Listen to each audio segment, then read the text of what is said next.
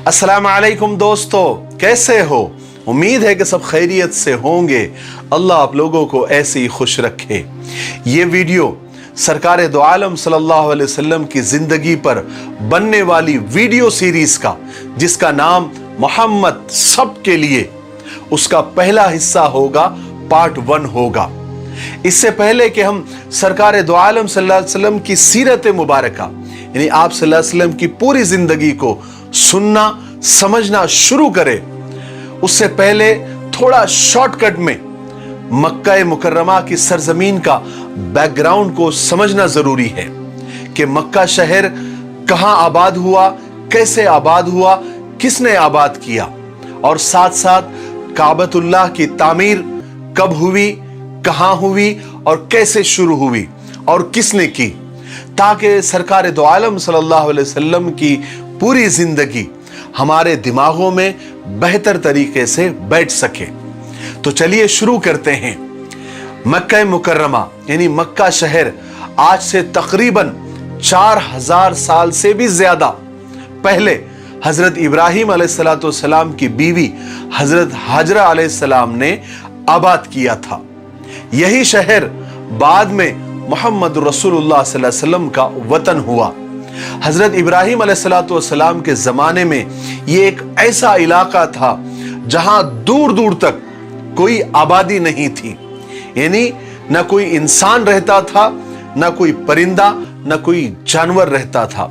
बिल्कुल काले पत्थरों से भरा हुआ ये इलाका और चटियल मैदान, न कोई पानी, न कोई सब्जा, न कोई हरियाली का निशान था। मगर खुदा को इस सरजमीन को दुनिया में बढ़ाना था, इसलिए इस जमीन को आबाद करने का अल्लाह तबारक व तआला ने इरादा किया। उसने अपने दोस्त, अपने खलील, अपने प्यारे नबी हजरत इब्राहिम अलैहिस्सलाम को हुक्म दिया कि वो अपनी बीवी और अपने दूध पीते बच्चे को इस जमीन में पहुंचा दे।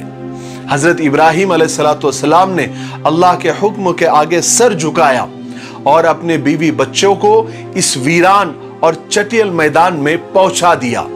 अल्लाह के खलील यानी अल्लाह के दोस्त हजरत इब्राहिम अलैहिस्सलाम ने अपनी प्यारी बीवी और अपने मासूम बच्चे हजरत इस्माइल अलैहिस्सलाम को उस वीरान जगह पर अकेले छोड़कर चले गए।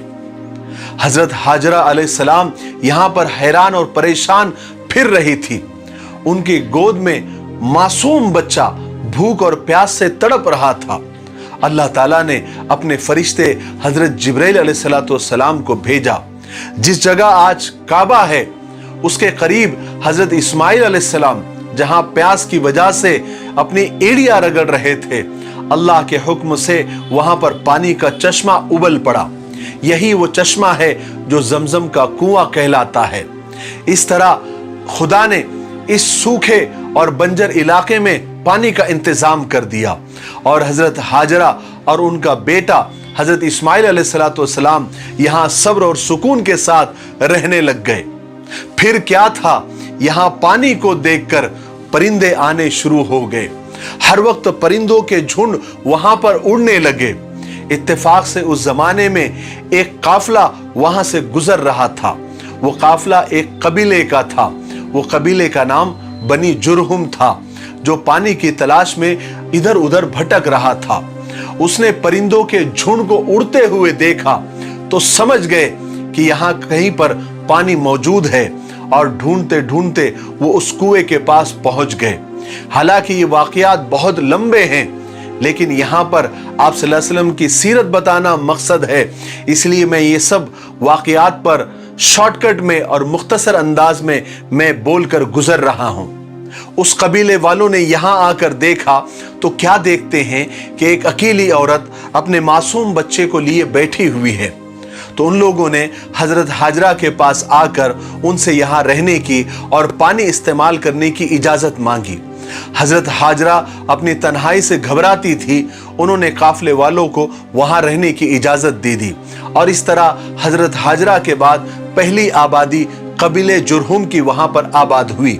उसके बाद आहिस्ता आहिस्ता और भी लोग आकर वहां पर बसने लगे और देखते देखते ये जमीन का टुकड़ा जिसको तिहामा कहते थे एक छोटी सी बस्ती बन गई। हजरत हाजरा अलैहिस्सलाम को यहां रहते हुए पूरे 15 साल बीत गए। उनके बेटे हजरत इस्माइल अलैहिस्सलाम भी पूरे 15 साल के हो गए और एक दिन हजरत हाजरा अलैहिस्सलाम का इंतकाल हो गया, वो इस दुनिया से रुखसत हो गई। हजरत इस्माइल अलैहिस्सलाम ने अपनी माँ को जमजम के कुएं के करीब ही एक जगह दफन कर दिया। हजरत हाजरा अलैहिस्सलाम के इंतकाल के बाद हजरत इब्राहिम अलैहिस्सलाम मुल्क शाम से मक्का आए। अल्लाह तबारक व तआला ने उनको हुक्म दिया कि इस बस्ती में जिसको तिहामा कहते थे वहां पर काबे को तैयार करें जो खुदा का घर कहलाएगा। हजरत इब्राहिम अलैहिस्सलाम ने जब अपने बेटे से जब वो मुलाकात हुई, मिले, तो उनको ये बात बताई कि मुझे अल्लाह ने ये हुक्म दिया है कि मैं यहाँ पर एक घर बनाऊं जहां लोग खुदा की इबादत करें और तुम इस काम में मेरा हाथ बटाना। उसके बाद इब्राहिम अलैहिस्सलाम ने वो जगह बताई जहां पर आज काबा मौजूद है। हजरत इस्माइल अलैहिस्सलाम ने फौरन अपने बाप का हुक्म माना और तामीर के लिए पत्थर वगैरह इकट्ठा करना शुरू कर दिए और हजरत इब्राहिम अलैहिस्सलाम ने दीवारें बनाना शुरू कर दी और कुछ ही दिनों में काबा तैयार हो गया जहां पर लोग खुदा की इबादत करने भी लग गए। हजरत इब्राहिम अलैहिस्सलाम खुदा के बरगुज़ीदा रसूल थे। तमाम उम्र लोगों को खुदा की इबादत और सीधे रास्ते पर चलने की बात करते रहे और तबलीग करते रहे, लोगों को समझाते रहे।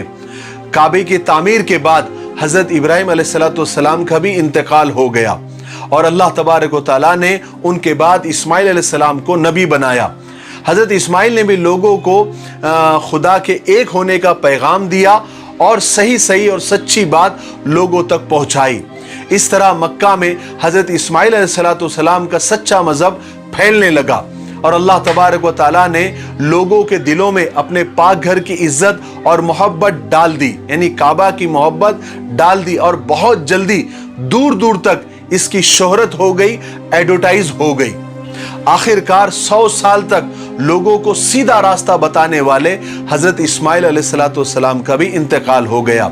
आपकी शादी चूंकि मक्का में ही हुई थी तो आपकी औलादी भी यहीं पर रहती थी।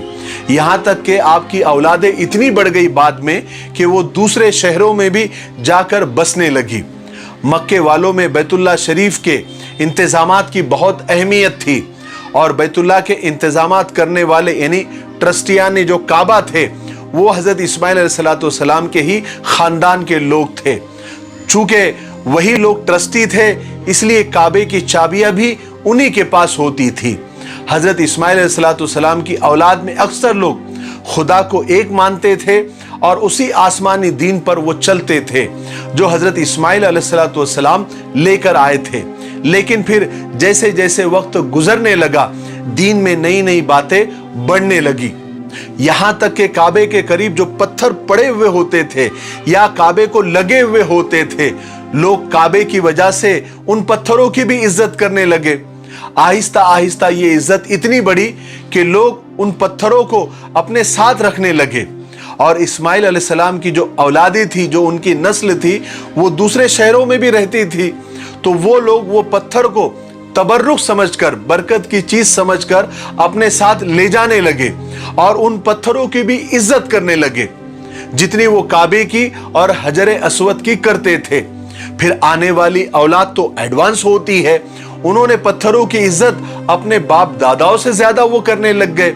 यहां तक के बात यहां तक बढ़ गई और बिगड़ गई कि काबा को आने के बजाय वो उन्हीं पत्थरों के इर्द गिर्द घूमने लगे, उसका तवाफ करने लगे और ये इज्जत इतनी बढ़ गई एक वक्त में कि अरब वाले उन्हीं पत्थरों को पूजना उन्होंने शुरू कर दिया और उनकी इबादत करने लग गए और पत्थरों को तराश तराश कर अजीब अजीब शक्लें बनाकर उनकी इबादत करने लगे। और इस तरह अरब में बुत परस्ती की यानी बुतों को पूजना उसकी शुरुआत हो गई और लोग हजरत इब्राहिम अलैहिस्सलाम और हजरत इस्माइल अलैहिस्सलाम का दीन तकरीबन भूल ही गए। मगर मक्का में अभी तक कोई बुत नहीं आया था। जिस शख्स ने मक्का में बुत परस्ती की शुरुआत की और बुत परस्ती को फैलाया वो उसका नाम था अम्र बिन लुही।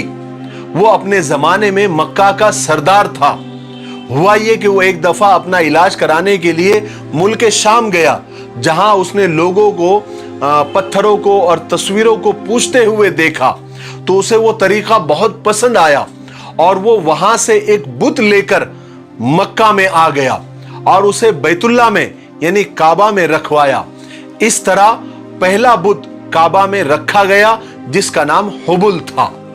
फिर अम्र एक दिन जद्दा गया, वहां से भी वो कुछ बुत उठाकर ले आया और लोगों से कहने लगा कि इनकी इबादत करो।